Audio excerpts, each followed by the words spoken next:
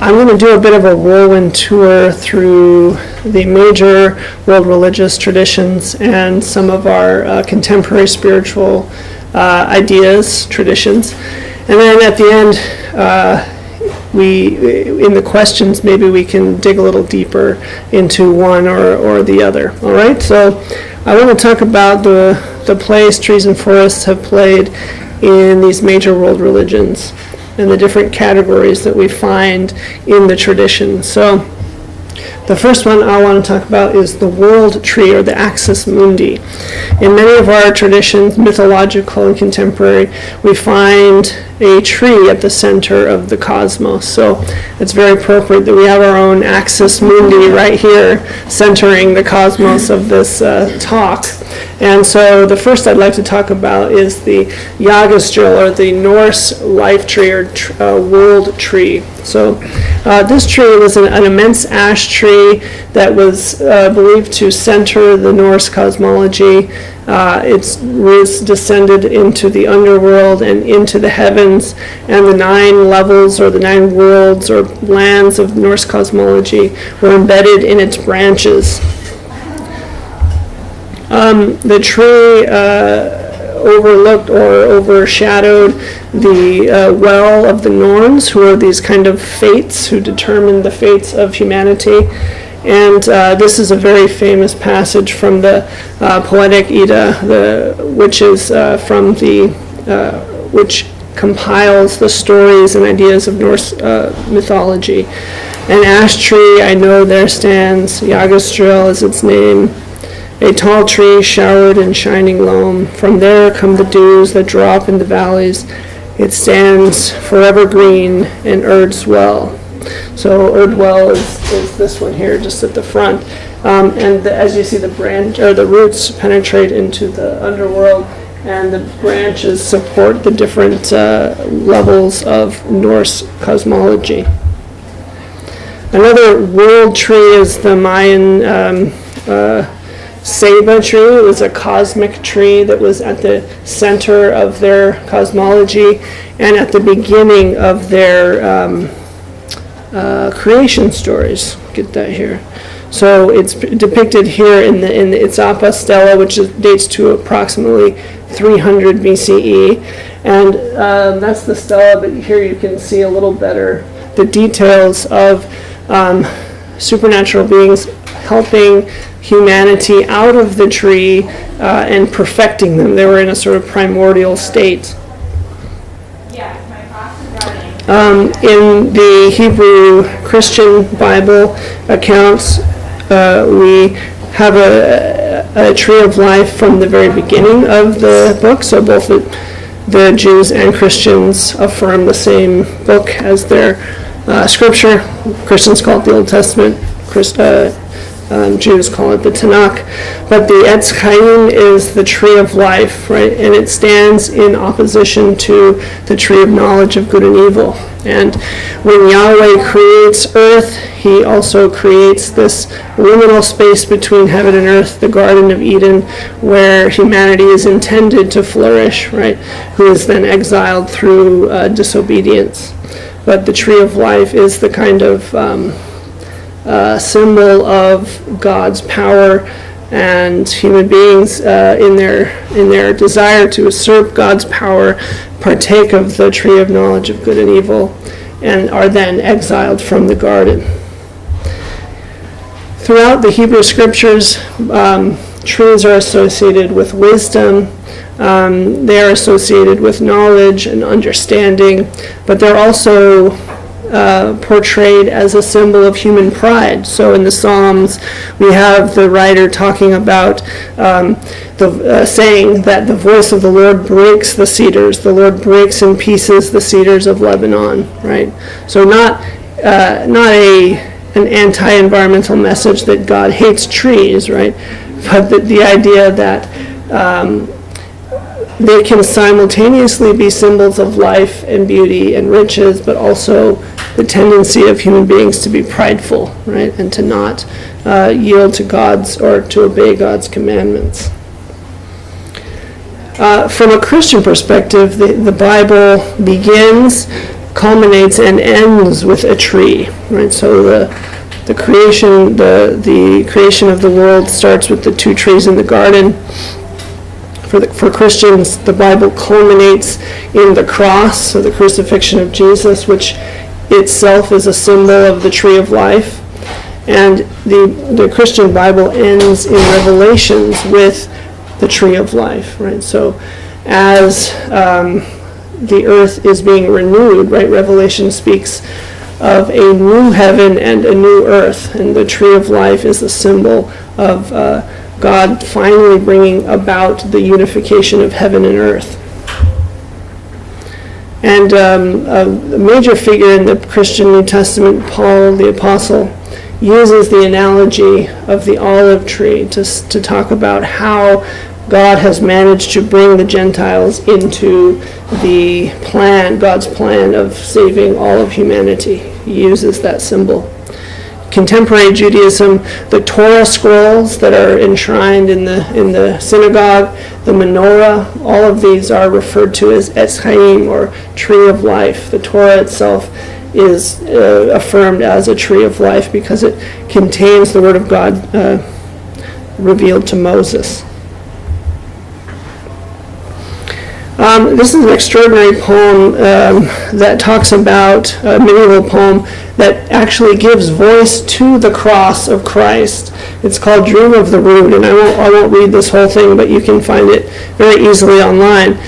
But it talks about the cross as a tree of life, as I mentioned, but it also gives voice to the tree itself, right? So the narrator of the poem says, "Then best wood spoke these words," right? So the tree itself, or the cross, having gone through this, having witnessed being cut down, formed into a cross, and then bearing the body of the Christian Savior, recounts its experience as that in that proximity to God. So, and again, here another medieval iconography portraying the cross as a kind of vine or canopied tree that bore fruit in the apostles, which then crafted the church out of those teachings.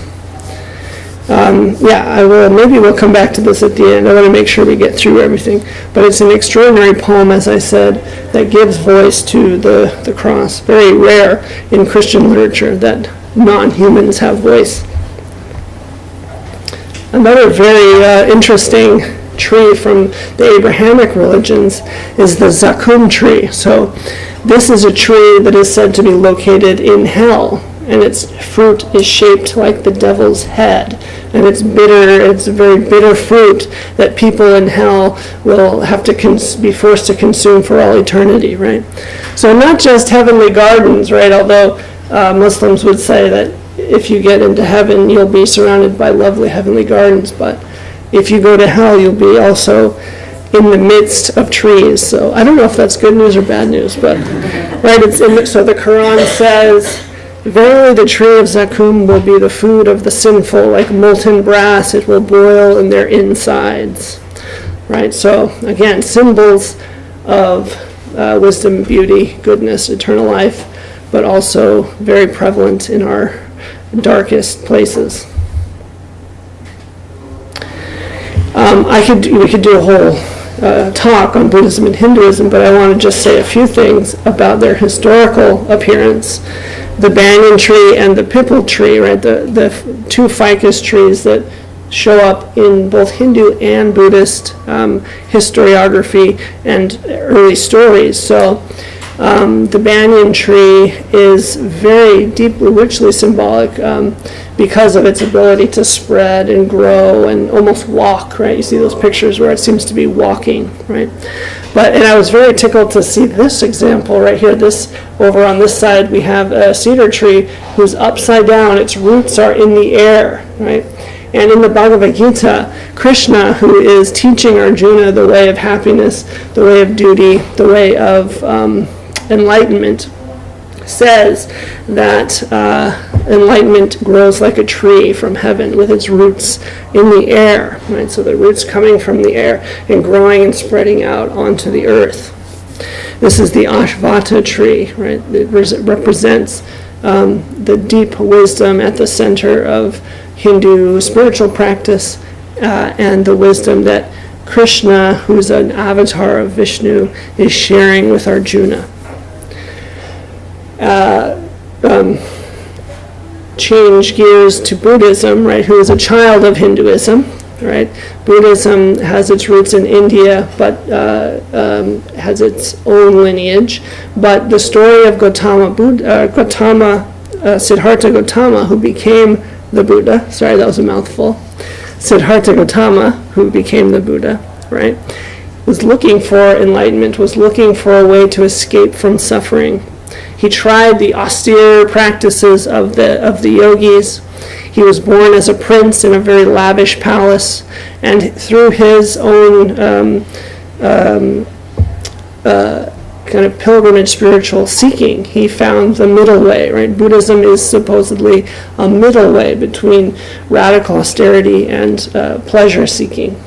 And he did that underneath the banyan or the pipal tree, right? The Ficus religiosa, the religious fig tree, right?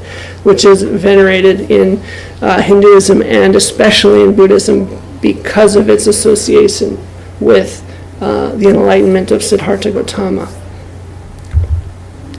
Contemporary Buddhist and Hindu temples will often have a banyan or pipal tree in the courtyards. So this banyan tree in Jyotisar, India, is reputed to have witnessed the dialogue between Krishna and Arjuna, or at least is a descendant of the tree who might have witnessed it, right?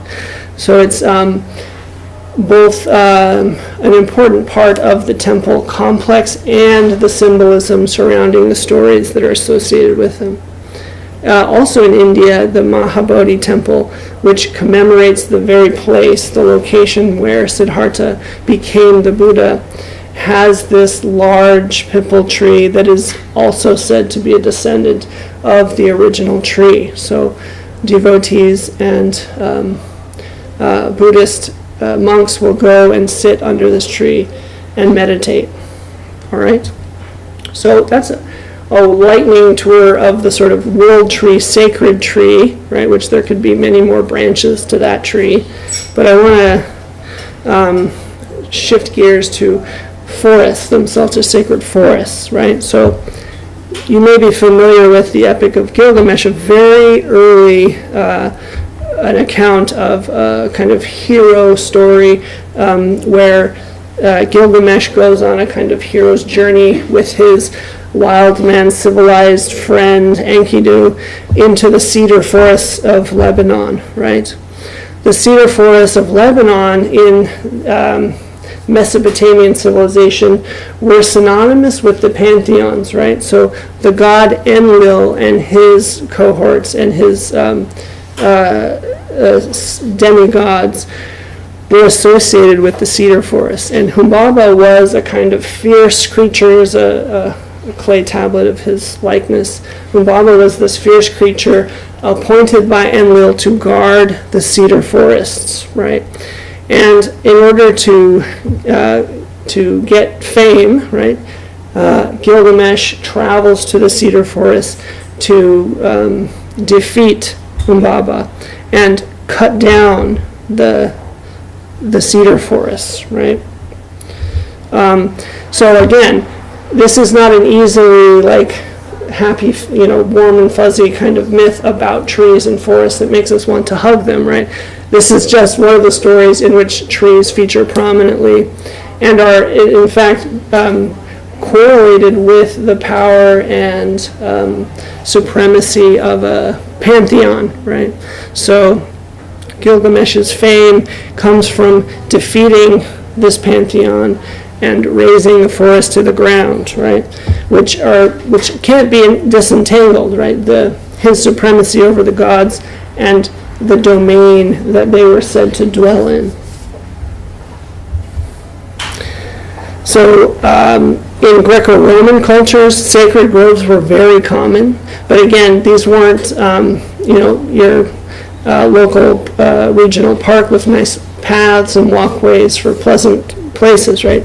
These were domains devoted to certain deities, devoted to certain aspects of the pantheon, and they commanded respect. They were the domain of deities that couldn't be cut and messed with because of the agencies associated with them. So in Greek we have the temenos, usually on hilltops, right? Overlooking populated areas outside of cities or along riversides. And we have the Roman Lucas, right? Any town that you might come across that has that name in it in Italy was probably associated with a sacred grove. But in this middle point here you see Cato the Elder, who is a historian,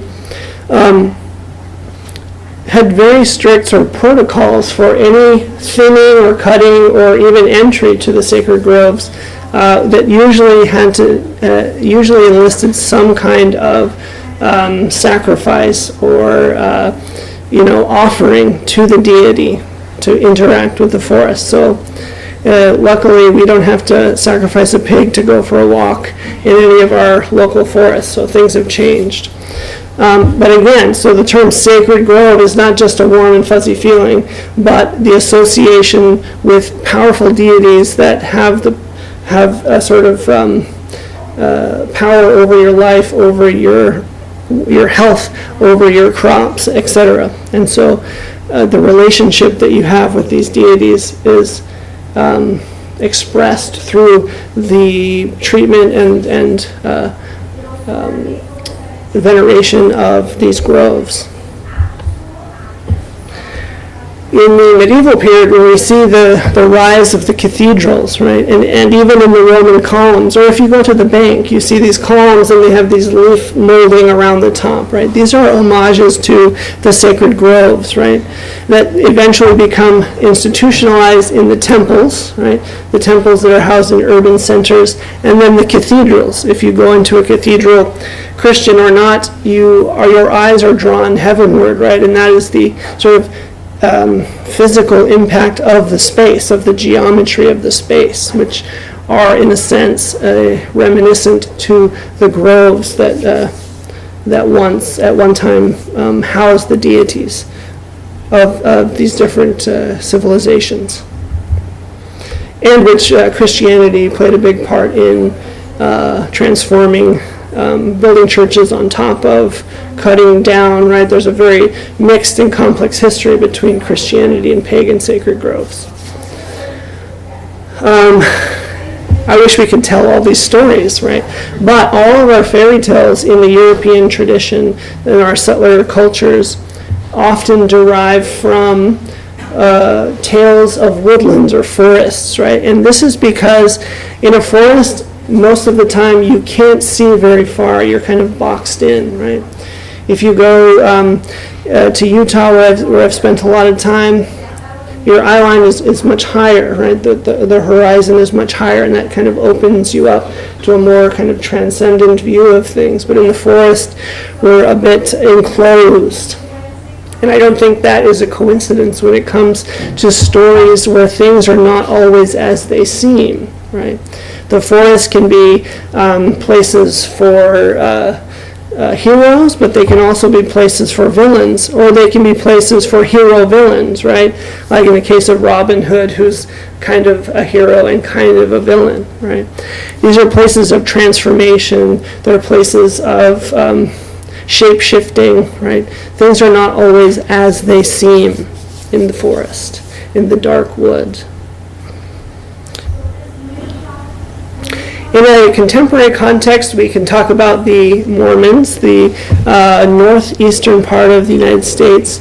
In their sacred history, the founder of their tradition, Joseph Smith, had a series of visions in these woodlands outside of his farm, where he received visions of angels, where he unearthed tablets of gold that he then translated into what Mormons call the Book of Mormon today.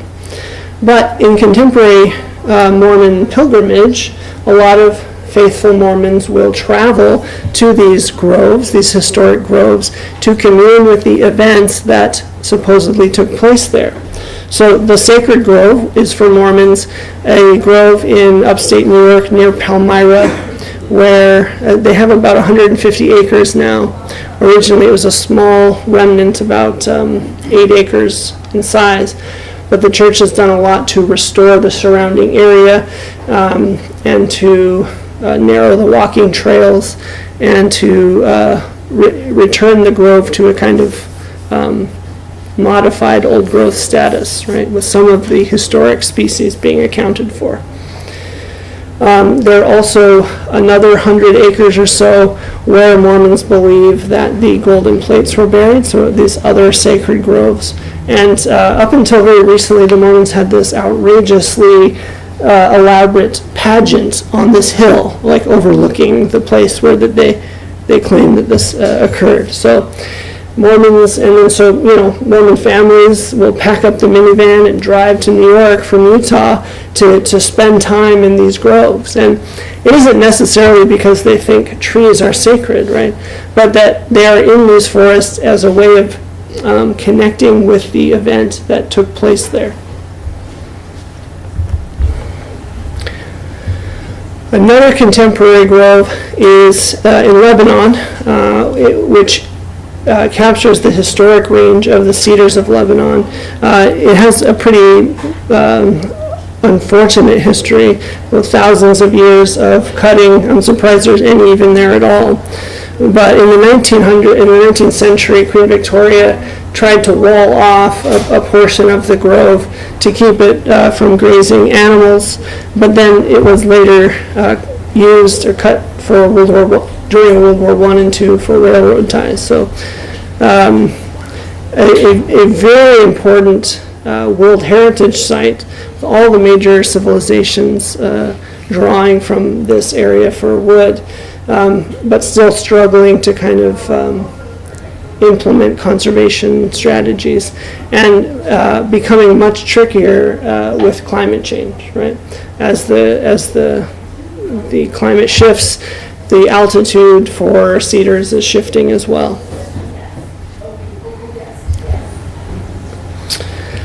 In a contemporary context, we also find a ton of sacred groves in sub-Saharan Africa and in India. India especially has over 150,000 sacred groves, typically between 1 and 7 acres in size, but the largest being 45 acres.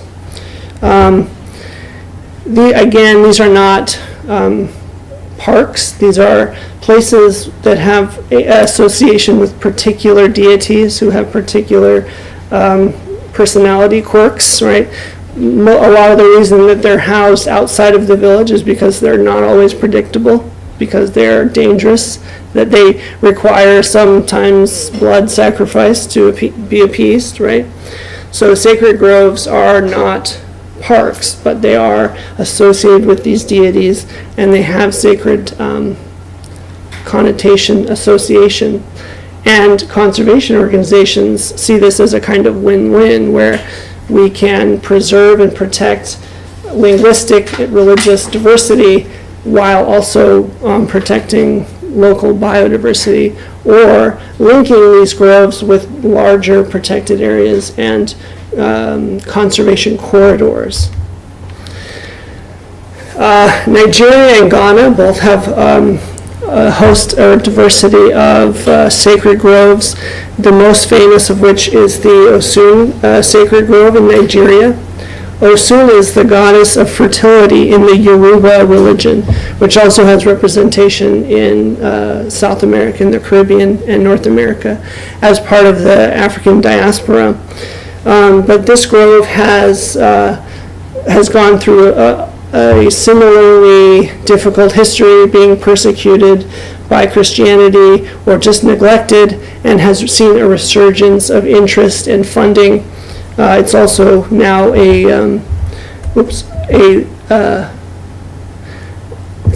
it's also now a UNESCO World Heritage Site. All right.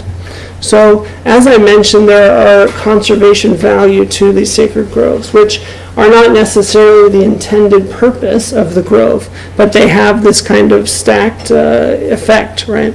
So conservationists are very interested but in helping preserve these groves. But there have also been religiously motivated projects to conserve forests, both sacred and in the contemporary language of ecology, environment, conservation.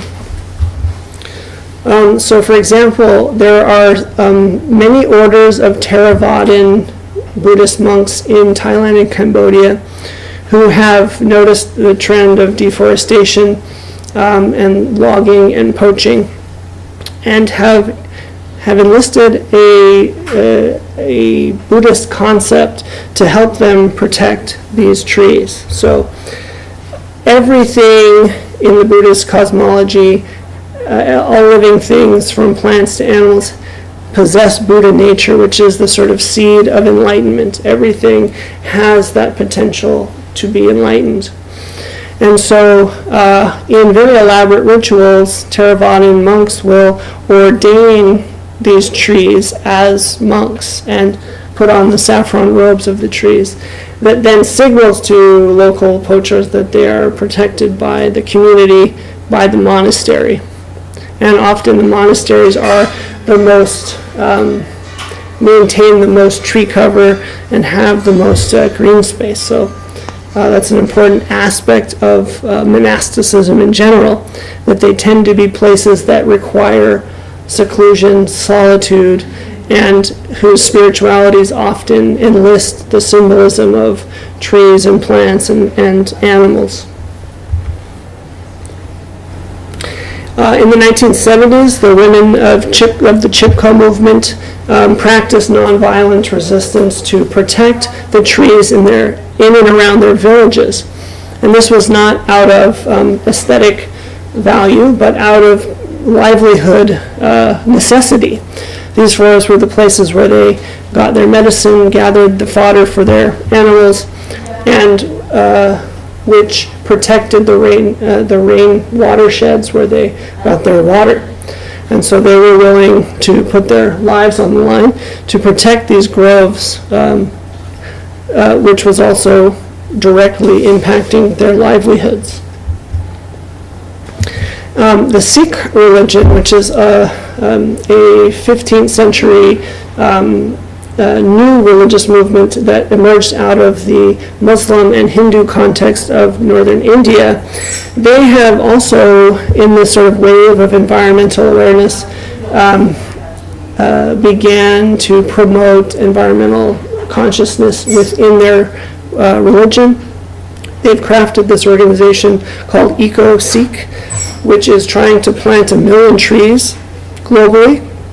And they also, in this village in Gilpati, have commemorated a grove or dedicated a grove to commemorate the 550th birth anniversary of their founder, of Guru Nanak, he was a Hindu man who had this powerful vision of the oneness of God, and he was at the center of creating the Sikh religion. He had 9 successors, but he was the sort of original founder of Sikhism. And they have planted this grove to commemorate the 550th anniversary of his birth. A more well-known example is the case of the Kenyan activist and politician Wangari Maathai, who initiated the Green Belt movement, right, which was on the one hand about women's empowerment and on the other hand about reforestation and agroforestry in Kenya.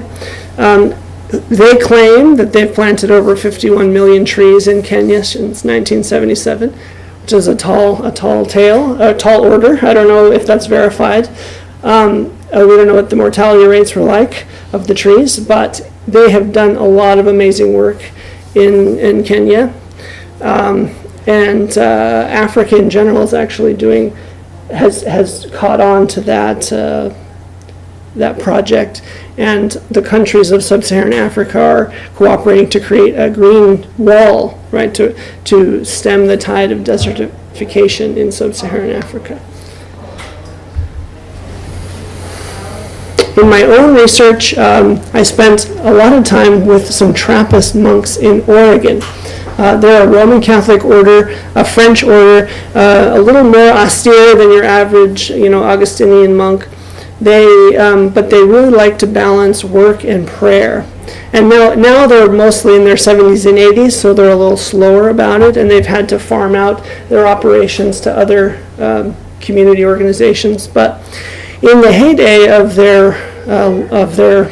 this monastery in Oregon, they moved from New Mexico to Oregon, and they purchased the land. The abbot went to the land and said, "This looks great, we'll take it." They took a train, 30 of the monks took a train from New Mexico. They got to the land, and it was completely razed to the ground like a moonscape. The owner had cut and run, right? So they purchased this land in the mid-1950s, and the owner clear-cut it and moved on. So since the 1950s, they've reforested about 800 acres of this, of the uplands of this property. And most of the trees that you see here were hand-planted by these monks in the 60s, 70s, and 80s. They had a more conventional forestry operation until about 1993, when they decided to hire a consultant, and they've shifted to a more ecosystem-based management. In addition, you can see here, this is part of it, they began to restore the Oregon white oak savanna, which is an endangered ecosystem in Oregon. And so they've cut much of what was overgrown with Douglas fir and allowed these beautiful mid-aged Oregon white oaks to have their canopies back, some of which were getting close to dying because they were being shaded out. Right, so just a word about that. So the monks really value and love the land. It is not incidental to their order. They see themselves as lovers of the place, right? They take vows of celibacy, but also stability. They have, in a sense, married the land. They have taken a vow to live in this one place for the rest of their lives. And in my ethnographic work, I show how deeply attached to the land these monks are, and how the land itself elicits a kind of spiritual lesson and memory and sense of place as they walk through the land between their prayers.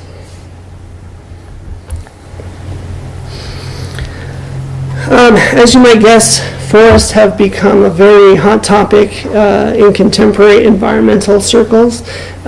We had in Canada a very commodity-oriented forestry for many, many years, which has since diversified into a kind of ecosystems and the aesthetic value of trees as well.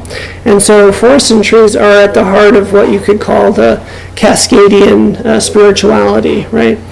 We live in a region that is notoriously unchurched, right? BC, Vancouver, Seattle, Western Washington, and Oregon have very low rates of self-identified religious folk, but very high rates of kind of this sort of spirituality of trees and forests, spirituality of place and wilderness. And that shows up in all kinds of places. That could be its own lecture. But here's one example, the Association of Nature and Forest Therapy Guides, right? They've been certifying guides in these methods of relaxation, de-stressing, mindfulness, right?